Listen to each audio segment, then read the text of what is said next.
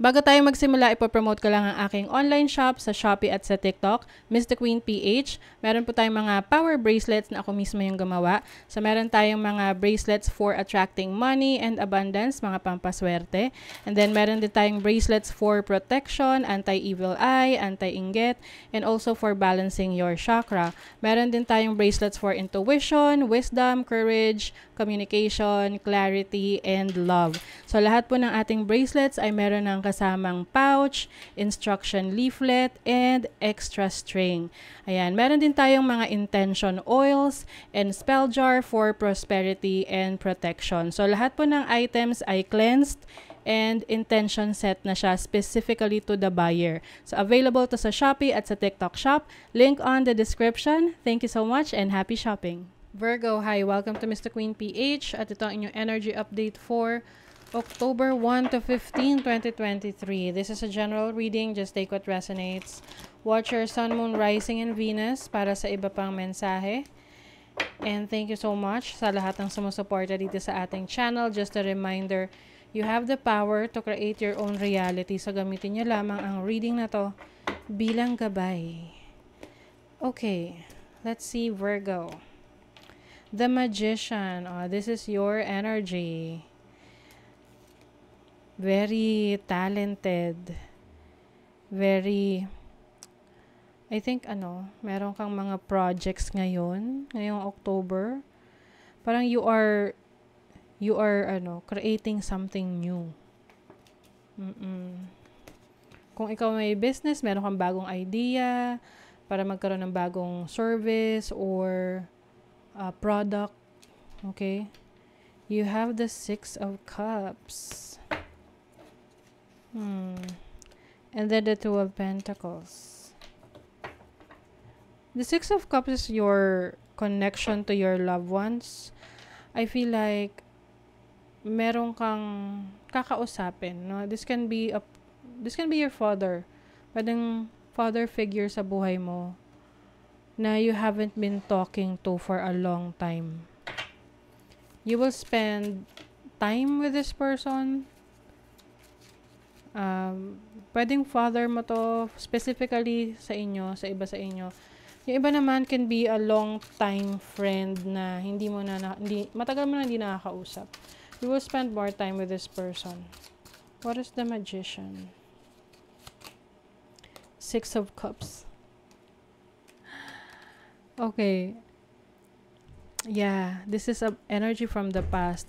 Can be a soulmate connection. Some of you, I'm seeing meron kami na manifest, no, na person sa buhay mo na bumalik. Yung iba sa inyo Virgo, kayo ay you are doing some spells, okay? Some of you maaring you are into witchcraft. Meron ka mga orasyon, ritual na ginagawa for this person to come back into your life. Okay? What is the Six of Cups? Seven of Pentacles and the Queen of Swords. I feel like this person from the past, parang gusto mo na i-fulfill niya yung promise niya sa'yo.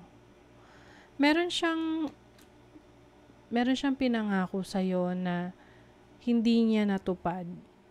And gusto mong bumalik tong tao na to para tuparin niya yon para sa'yo.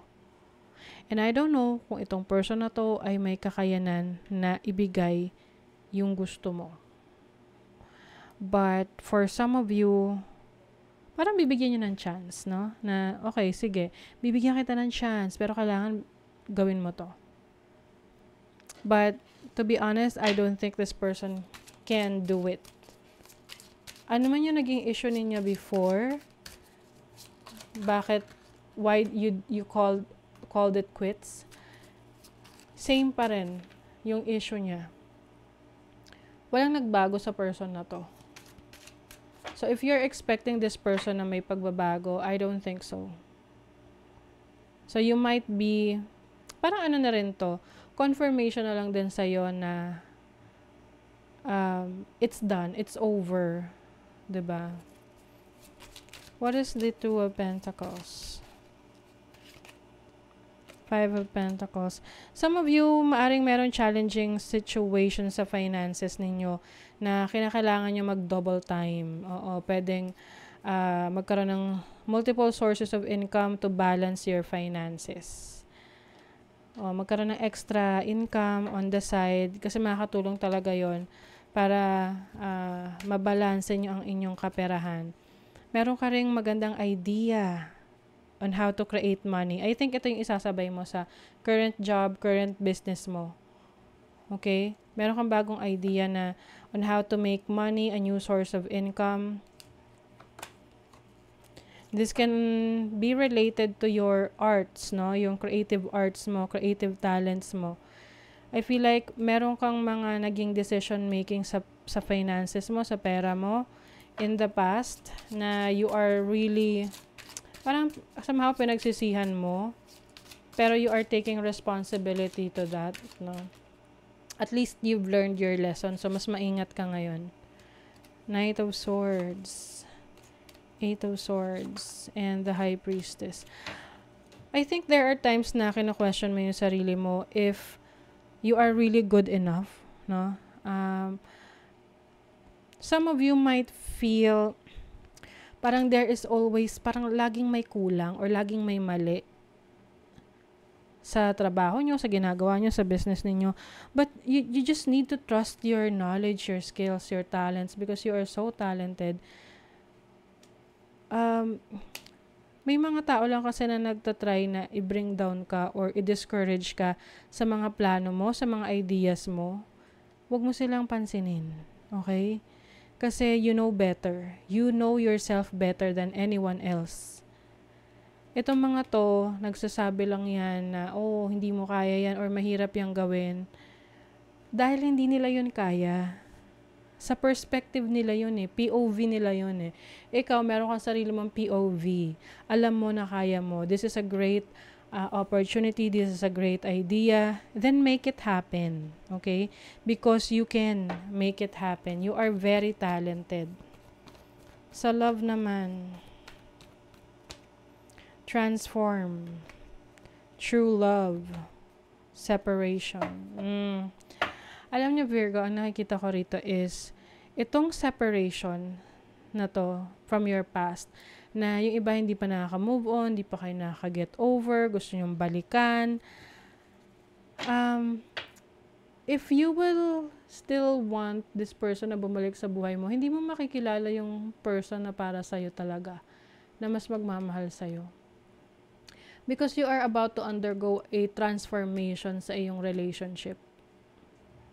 But hindi yun darating hanggat you are still holding on to this person from the past. Yes.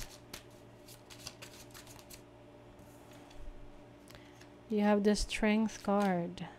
The Queen of Cups. Focus on yourself. Love yourself more. Eight of Cups. It's time to get out of this situation.